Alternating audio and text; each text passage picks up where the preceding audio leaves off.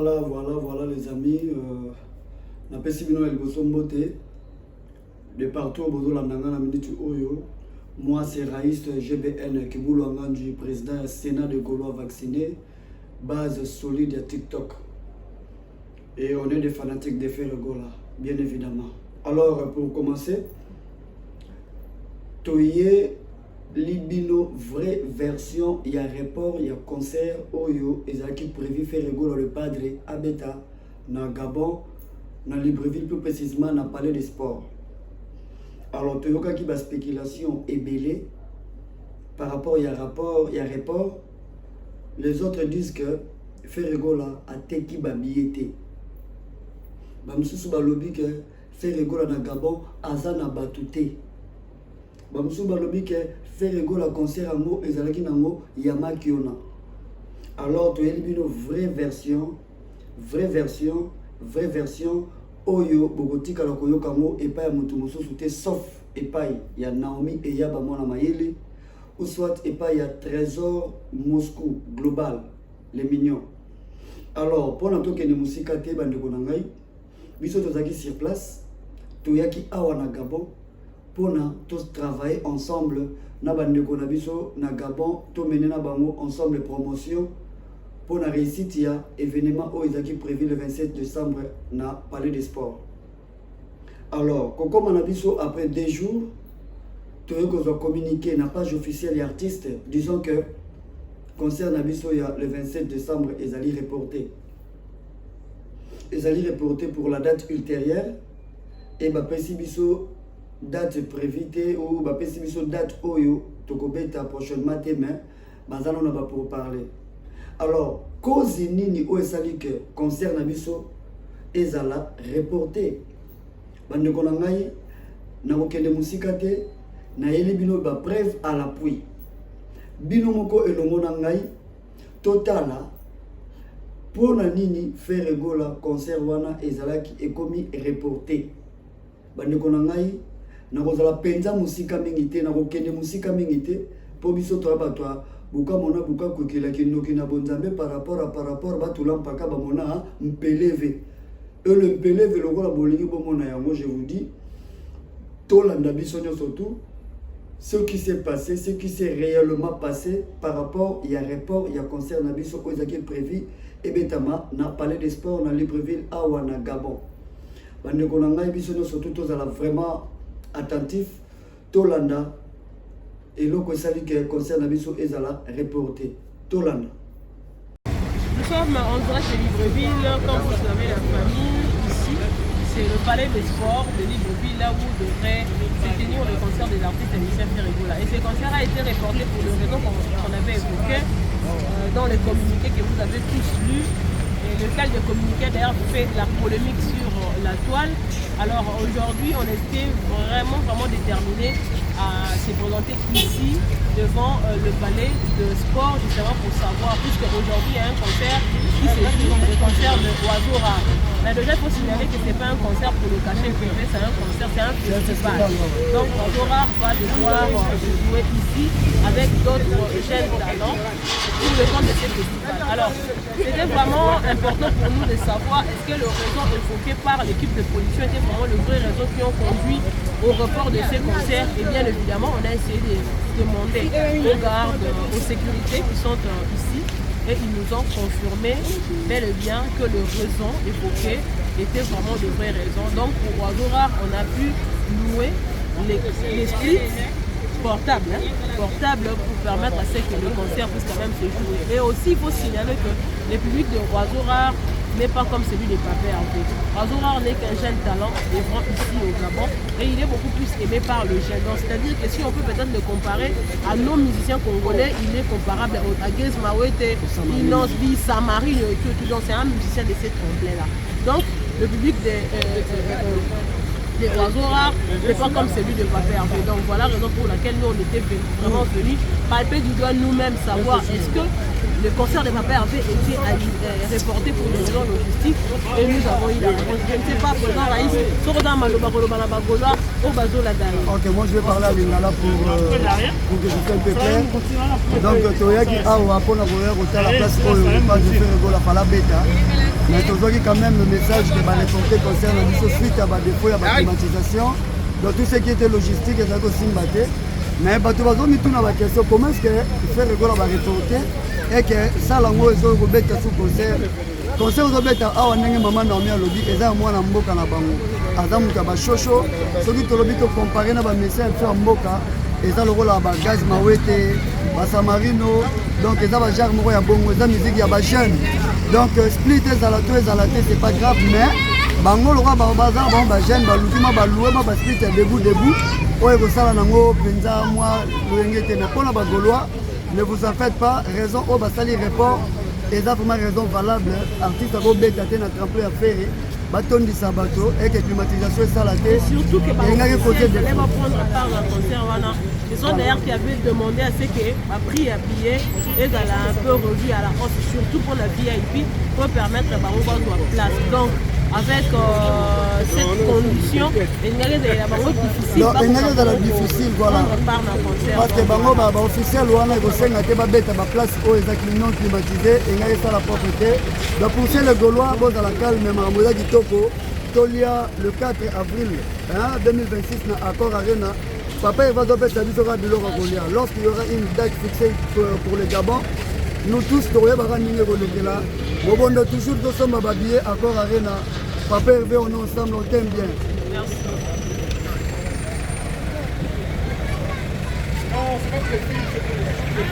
Voilà les amis, Binomoro Bomoni, où on est allé première image, tant que Kitaki n'a parlé de sport, Oto Salakina, Naomi Eyaba, les Bosso a parlé de la culture, Binomoro Bomoni Yango, Ndenge, Tosololi, Ouana, les Bosso ya salle.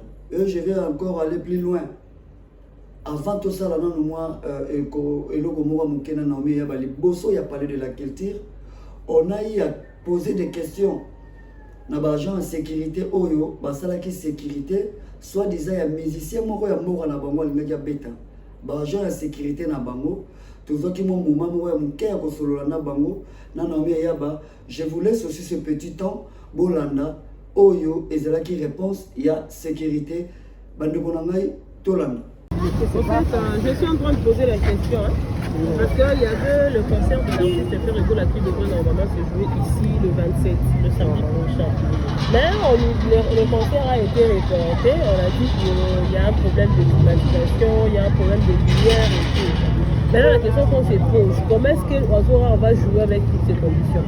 Est-ce que c'était vraiment la vraie raison du report de ces concerts ou c'était dû à quelque chose d'autre? Je pense que ça vient de faire. Pour moi, c'est qu'aujourd'hui, c'était d'avoir de l'efficacité. Ok.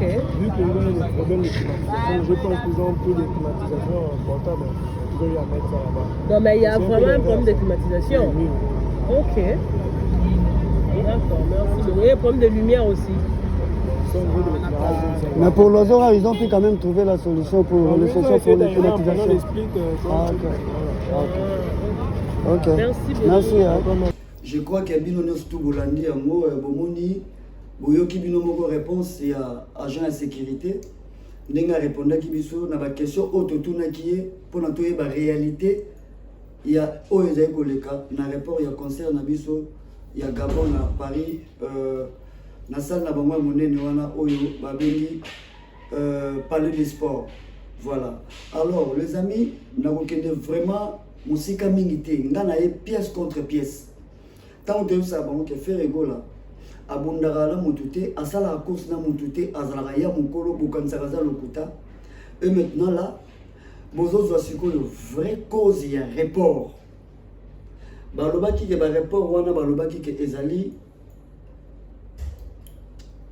Bolimbisa ngai eza baleya ba report wana oyo bino boyokaki cause nango ezalaki nini tozwaki temps ya koyebisa bandeko na biso vraiment que report wana esalemi parce que salle wana ezali salle moko concentré bato bakoki kobeta musique na kati ya salle wana te na tremplin ya Ferrego la atondisa 8000 personnes et que ça wana ba split nango eza la te wana ko za la propre minité et ko za la mabe et surtout na kati ya Gabon ya mo boyoka ki ba coût ya ba billet ya ba privé ezalaki élevé. Pourquoi?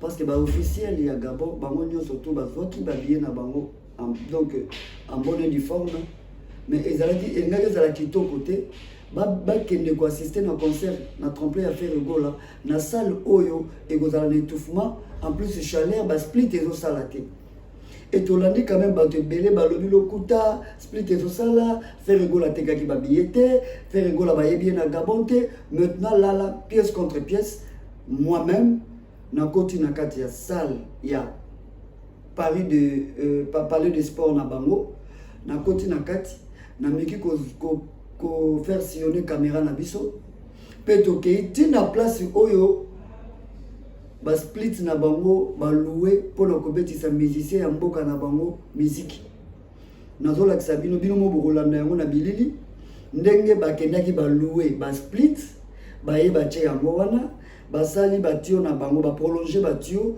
pona emeka kocha mupepe ya malili na kati pona bato ba kobeta bato ba kokota na salle ba kende ko assister na concert ya musicien na bango ya mwana mboka pour bazala quand même moi à l'aise. Mais je vais pas aller plus loin. Bolanda no bino moko botala oyo bato bazali ko loba o lokuta botala bino moko tango musicien mboka na bango tango abeti nini ba prévoya ki pona ye pour ba protéger ye par rapport ya chaleur oyo ebimisa et dégageaka et c'est dégageaka na salle wana.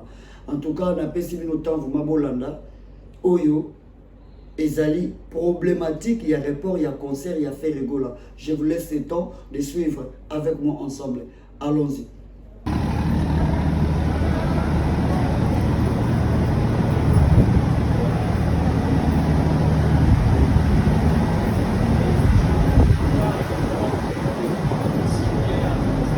Suis, tu me filmes, ouais.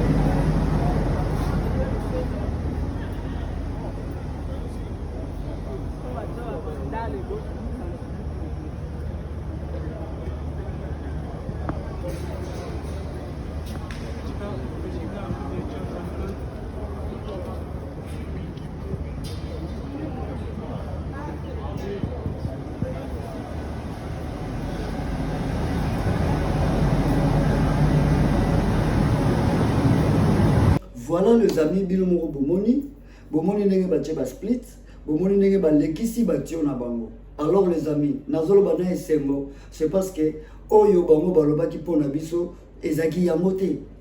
Biso tozaka kaka tolingaka vrai tozaka batu ya matala na te. Vrai pièce contre pièce. Bino moko bomoni musicien na bango azobeta, mais bazui ba split debout batie wana. Or ba split ango pe batiaki, ezaki na ngoya kokoka te, ezaki ba nombre moko ezaki consistant te ya ba split. Yango bomoni pourquoi batiaki ba nombre moko consistant te ba split debout o ba lwaki ya kotelema mike. C'est parce que musicien wana azali musicien mke. Soki to comparer na mboka na biso, musicien wana so to comparer na mboka na biso, azali lokola ba musicien na biso aya Kongo lokola ba Pentium 4 mabiala. Bazali lokola ba musicien na biso lokola ba Diego Milito ya musicien mboka na biso. Bazali ba musicien moko na kobenga bango lokola ba Samarino. Bazali ba musicien moko lokola ba Robinho Mundibu. Donc baza ba musicien moko mike lokola ya ba Ambassi. Salwana ata bachelaki bango ba split. To bachaki ba split te. Batu balingaki bazala na bango na étouffement te parce que eza ba concert moko boye, eza ya batu ya sika. Da bato babandi kosala musique moi sika kwa. Bato ba kota na G. Comparé à faire rigola engaki ezala engombi mobondo bino mo boyebi faire rigola ndenge akenda nango engaki ezala vraiment mobondo. Mais soki bomoni bachelaki musicien wana ka ba split par rapport mais na kati kuna les amis na kochela bino pe botala concert oyo bango babetaki place bokomona ke split ou pas engaki ezala mo important ka ate bacha split parce que concert ango nombre de personnes o bakotaki na kati ezako senga nango bacha ba split te. Donc soki bachaki ba split mususu debout na kati ya salle wana ezaleka pour ba split wana pe et contribuer na nombre de personnes oyo baki ko assister na concert ya mwana mboka na bango. Alors les amis botala na concert ya mwana na bango mo condenser muke kaka Oh, et les gars qui n'a parlé de sport, je vous laisse le temps de suivre les amis.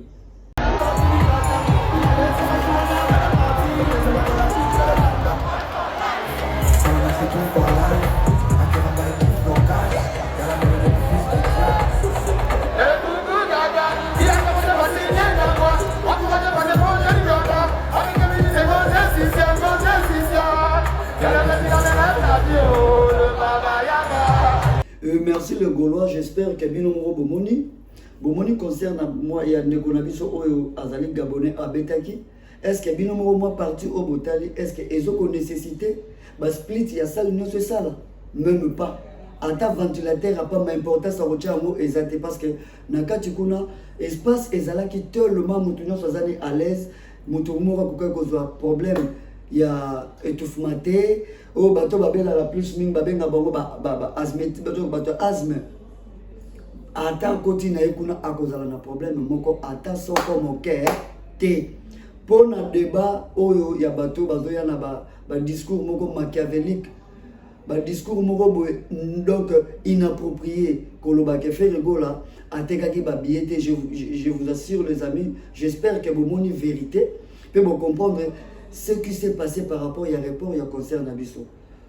Et ça différent, c'est différent dans concert Oyo, il y a des Nabiso Fali, à Kendaki ko beta, à Naga beta en Côte d'Ivoire, Binomoko, Bolani, à Lingi, à beta concert pour qu'on kanaka na faire rigoler les padres, mais à quelque ça la escroquerie, à quelque ça la escroquerie, na Katia Côte d'Ivoire, et na Katia Côte d'Ivoire escroquerie on a Kendako ça là. Le loyo mokili elingi sous le kutate mokili to tambola kaka na vérité et vérité on a binono sobomoni eza étalé na mokili mobimba lokuta ya fali ipupa de chichi de wolo de tout fi de ngwako. Donc bino moko boyi bomoni ndenge tata wana atongaka toujours vie na ye na lokuta na mensonge. Je salue Gauthier Sey, je salue Gauthier Sey, il est déjà à monaka déjà na musika à belelaka lelo bino moko bomoni biso ezali report cause eza valable dans la kisibino mais oya bango bino moko bomoni bolandi ndenge baza batu ya makiona ndenge baza batu ya lokuta na ndenge baza ba escroc ba jouaka na escroquerie pour ne koya ko luka ko étouffer musique. Donc ce sont des personnes oyo ba lesaka musique et non musique et lesa bango le rôle artiste na biso fait rigoler le padre. Alors na yeko petisa bino bolinga te botika na bino ko bundisa ka kolukaka guerre na faire rigola parce que vous n'êtes pas de taille. Vous n'êtes pas de taille.